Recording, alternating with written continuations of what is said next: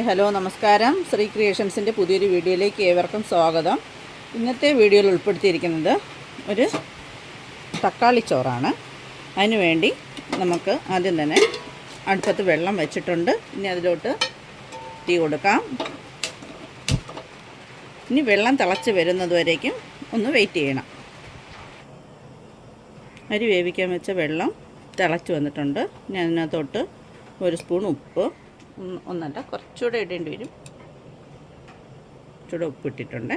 ഇനി അതിലോട്ട് നമ്മൾ സാദാ പച്ചരിയാണ് എടുത്തിട്ടുള്ളത്, അത് വേകാൻ വേണ്ടി ഇട്ട് കൊടുക്കാം.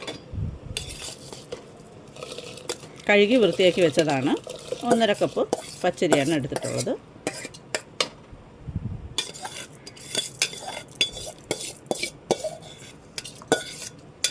ഇങ്ങനെ ഇളക്കി വേകാൻ വേണ്ടി വെയിറ്റ് ചെയ്യാം.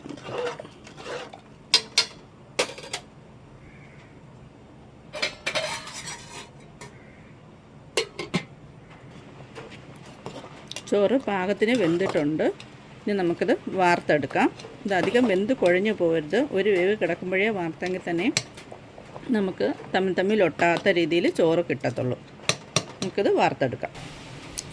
ചോറ് വാർത്ത് നമ്മൾ തണുക്കാനായിട്ട് മാറ്റി വെച്ചിട്ടുണ്ട്. അപ്പോഴേക്കും നമുക്ക് ഇതിനകത്തോട്ട് ആവശ്യത്തിനുള്ള സാധനങ്ങളെല്ലാം ചേർത്ത് വഴറ്റിയെടുക്കാം. ആദ്യം തന്നെ നമ്മൾ ഏത് എണ്ണയാണോ ഉപയോഗിക്കുന്നത് ആ എണ്ണ, അത്യാവശ്യം കടുക് വറുക്കാനും അത് മറ്റുള്ള സാധനങ്ങൾ വഴറ്റിയെടുക്കാനും വേണ്ടുന്ന എണ്ണ മാത്രം മതി. എണ്ണ ഒഴിച്ചിട്ടുണ്ട്. എണ്ണ ചൂടായി വരുമ്പോൾ കടുക് ഇട്ട് കൊടുക്കുക.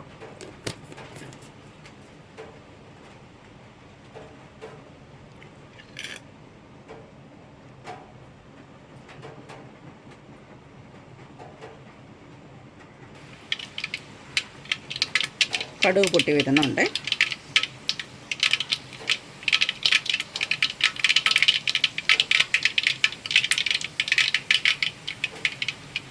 എന്നിട്ട് കറിവേപ്പില, ഒരു വറ്റൽമുളക്,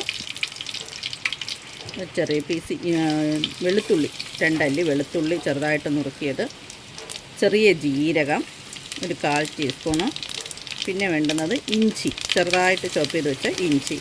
ഇതെല്ലാം കൂടി ഇട്ട് നല്ലതായിട്ടൊന്ന് വഴറ്റിയെടുക്കണം. ലോ ഫ്ലെയിമിൽ വെച്ചിട്ട് നല്ലതായിട്ടൊന്ന് വഴറ്റിയെടുക്കാം.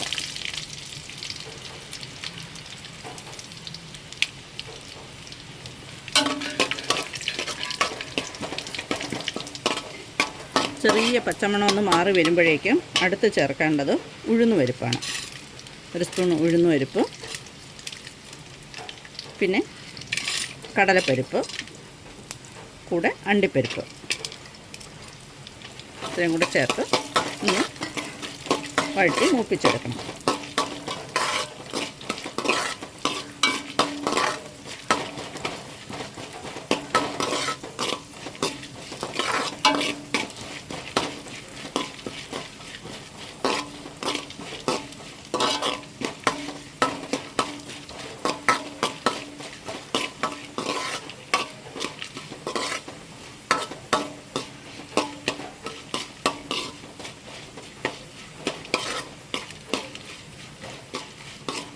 ഇതെല്ലാം ഒന്ന് പച്ചമണം മാറി വന്നാൽ മതി, അധികം മൂക്കണ്ട. പച്ചമണം മാറി അതിൻ്റെ ഒരു ഒന്ന് ഫ്രൈ ആയി വന്നാൽ മതി.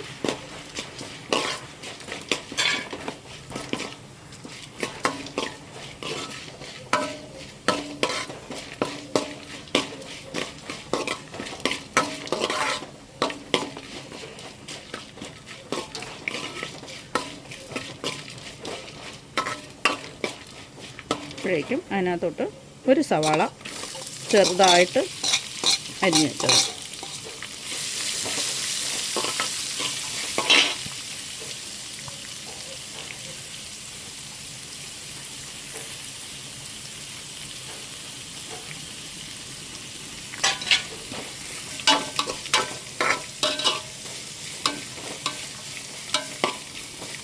ഇനി ഇതിലേക്ക് ഒരു 1/4 സ്പൂൺ ഉപ്പും കൂടെ ചേർക്കണേ.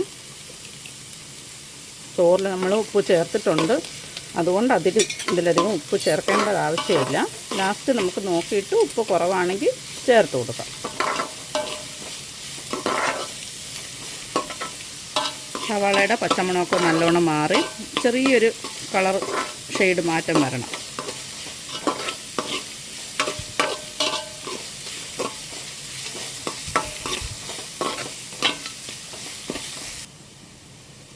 ഇതൊക്കെ ഇത്രയും മൂത്ത് വന്നിട്ടുണ്ട്. സവാളയൊക്കെ ഇത്രയും മൂത്ത് വന്നിട്ടുണ്ട്.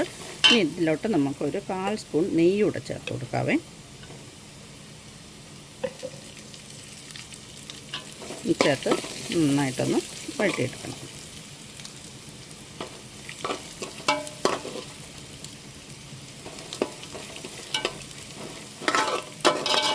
നല്ലൊരു മണമൊക്കെ വരും.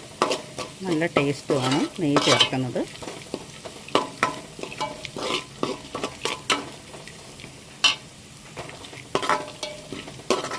നല്ല മൂത്ത് വന്നിട്ട് തീ ഒന്ന് ലോ ഫ്ലെയിമിൽ വെച്ചിട്ട് ഇനി അതിനകത്തോട്ട് ഒരു 1/4 സ്പൂൺ മഞ്ഞൾപ്പൊടി,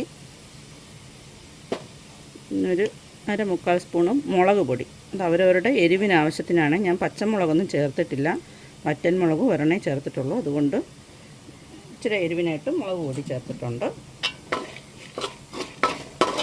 എരിവ് കൂടുതൽ വേണമെന്നുള്ളവർക്ക് കുറച്ചുകൂടി ചേർക്കാം. ഇനി ലോ ഫ്ലെയിമിൽ തന്നെ ഇരിക്കണം, ഇല്ലെങ്കിൽ കരിഞ്ഞു പോവും. ഇനി ചേർക്കുന്നത് ഒരല്പം കായപ്പൊടിയാണ്. അതൊരല്പം മതി.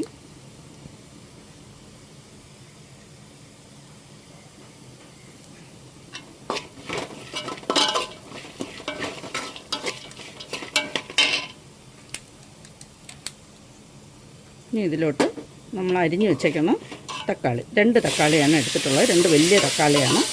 ഇതെല്ലാം നന്നായിട്ട് വെന്ത് കുഴഞ്ഞ് ഈ എണ്ണയെല്ലാം തെളിഞ്ഞ് വരണം.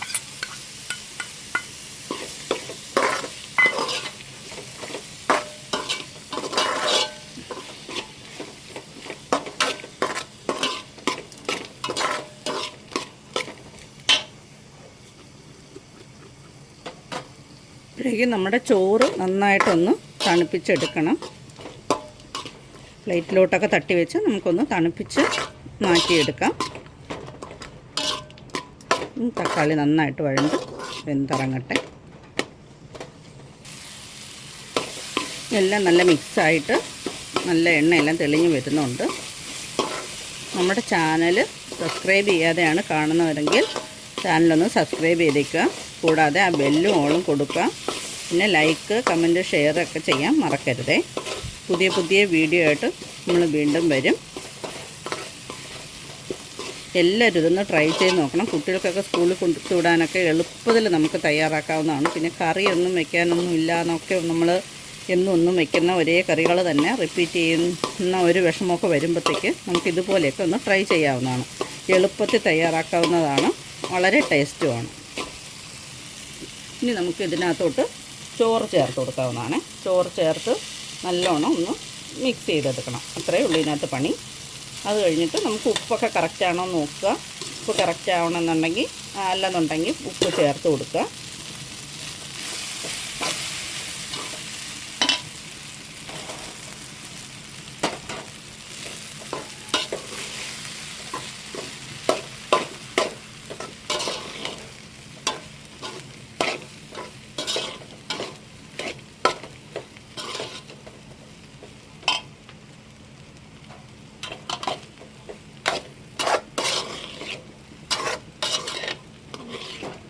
എളുപ്പത്തിൽ പണി തീർക്കാൻ പറ്റിയൊരു സാധനമാണ് ടൊമാറ്റോ റൈസ്. എല്ലാവരും ഒന്ന് ട്രൈ ചെയ്ത് നോക്കണേ. ഇത് നല്ലോണം ഒന്ന് മിക്സായി വരണം. സാധാ പച്ചരി തന്നെ മതി ഇതുണ്ടാക്കാൻ വേണ്ടിയിട്ട്. നല്ല ടേസ്റ്റാണ്. ഇതിൻ്റെ കൂടെ പപ്പടം, സലാഡോ, അച്ചാറ് അങ്ങനെ എന്തെങ്കിലും കൂടെ കഴിക്കാവുന്നതാണ്. ഒന്നുമില്ലെങ്കിൽ തന്നെയും നമുക്ക് ഇത് കഴിക്കാവുന്നതാണ്.